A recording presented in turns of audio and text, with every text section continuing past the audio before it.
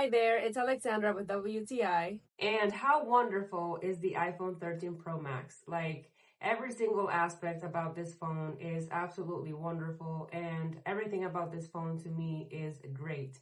So, the first thing that I really love about this phone, and it's something that I take a lot into consideration whenever I'm going to buy a phone, is the design.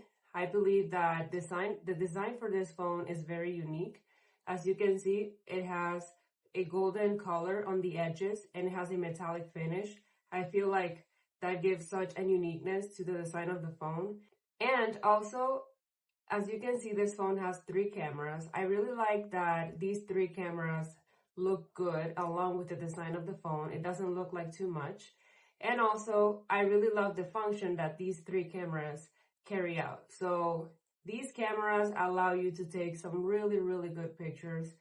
And I also really like that this phone, since it's Apple, you can also connect it to your other Apple devices.